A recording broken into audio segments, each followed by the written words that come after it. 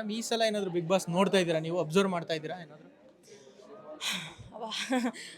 Big boss ನಾನು ಯಾವ season ನನ್ನ ಸೀಸನ್ ಆ್ಯಕ್ಚುಲಿ ನಾನು ನೋಡೋಕ್ಕಾಗಿರಲಿಲ್ಲ. ಅದ್ರ ಹಿಂದೆ ಸೀಸನ್ಸ್ ನಾನು ನೋಡಿಲ್ಲ. ಅದಕ್ಕೆ ನನಗೆ ಬಿಗ್ ಬಾಸಲ್ಲೂ ಸುಮಾರಷ್ಟು ವಿಷಯಗಳು ಗೊತ್ತಿರಲಿಲ್ಲ.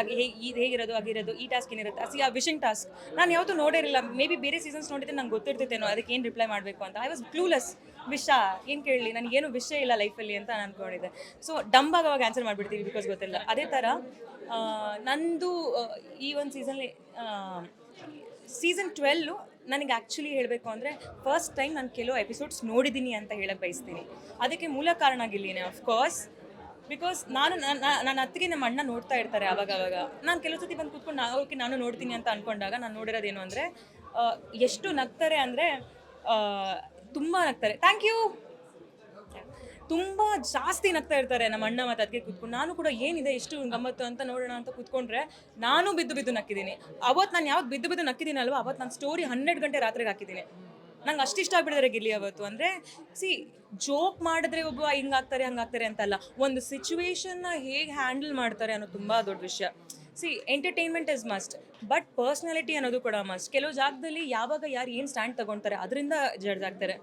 ಸೊ ನಾನು ಮುಂಚೆನೇ ಹೇಳಿದ ಹಾಗೆ ಒಬ್ಬ ಬಿಗ್ ಬಾಸಲ್ಲಿ ನೀವು ವೋಟ್ ಹಾಕ್ತಿದ್ದೀರಾ ಅಂದರೆ ದಯವಿಟ್ಟು ಪರ್ಸ್ನಾಲಿಟಿ, ಆ ಒಂದು ಮನೇಲಿರುವಂಥ ಪರ್ಸ್ನಾಲಿಟಿ ನೋಡಿ ಹಾಕಿ. ಅವರ ಬ್ಯಾಕ್ಗ್ರೌಂಡ್, ಅವ್ರು ಏನು ಮಾಡಿದ್ದಾರೆ, ಅವ್ರು ಹೇಗಿದ್ದಾರೆ, ಅವರು ಶ್ರೀಮಂತರ ಬಡವರ, ಅವರು ಯಾವ ಕಮ್ಯುನಿಟಿಗೆ, ಇದೆಲ್ಲ ಬಿಟ್ಬಿಟ್ಟು ಒಬ್ಬ ಪರ್ಸ್ನಾಲಿಟಿಯಾಗಿ ಹೇಗೆ ಆಡ್ತಿದ್ದಾರೆ ಅಂತ ನೋಡಿ ಅವ್ರನ್ನ ಗೆಲ್ಸಿದ್ರೆ ನಾಳೆ ದಿವಸ ಸುಮಾರಷ್ಟು ಯೂತ್ ಅವ್ರನ್ನ ನೋಡಿ ಇನ್ಸ್ಪಿರೇಷನ್ ತಗೊಂಡು ಅವ್ರು ಹಾಗೆ ಆಗಬೇಕು ಅಂತ ನೋಡ್ತಾರೆ. ಸೊ ಅಂಥದಕ್ಕೆ ಈ ಒಂದು ಪರ್ಸ್ನಾಲಿಟಿ ಶೋನಲ್ಲಿ ಒಳ್ಳೆಯೊಬ್ರು ಅಂದರೆ ಒಳ್ಳೆ ಪರ್ಸ್ನಾಲಿಟಿ ಗೆಲ್ಲಬೇಕು ಅನ್ನೋದು ನಾನು ಬಯಸ್ತೀನಿ.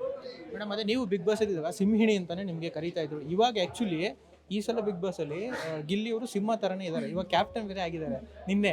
ಸೊ ನಿಮ್ಗೆ ಕಂಪೇರ್ ಮಾಡ್ತಾ ಇದ್ದಾರೆ ಆ್ಯಕ್ಚುಲಿ ಟ್ರೋಲು ಅಲ್ಲಿ ಇಲ್ಲಿ ಎಲ್ಲ ಕಂಪೇರ್ ಮಾಡ್ತಿದ್ದಾರೆ. ನಾನಂತೂ ಡೈರೆಕ್ಟಾಗಿ ಏನೇ ಇದ್ರು ನೀವು ಡೈರೆಕ್ಟಾಗಿ ಹೇಳ್ತಿದ್ರಲ್ಲ, ಆ ಥರನೂ ಅಷ್ಟೇ ಗಿಲ್ಲಿನೂ ಅಷ್ಟೇ ಬೇಜಾರಾಗ್ತಾರೆ ತಲೆ ಕೆಡಿಸ್ಕೊಳ್ಳಲ್ಲ, ಹೇಳ್ಬಿಡ್ತಾರಲ್ಲ ಅದಕ್ಕೋಸ್ಕರ.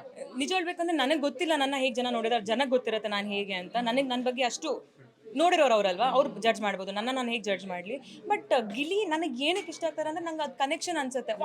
ಸಕ್ಕದಾಗಿ ಹೇಳ್ದ ಅಂದರೆ ನನಗೆ ಕೆಲವು ಸತಿ ಮೈಂಡ್ ವಾಯ್ಸ್ ಹೋಗೋಂಥದ್ದನ್ನ ಅವ್ರು ಈ ಮನೇಲಿ ಬಾಯ್ ಬಿಟ್ಟು ಹೇಳ್ತಾರೆ.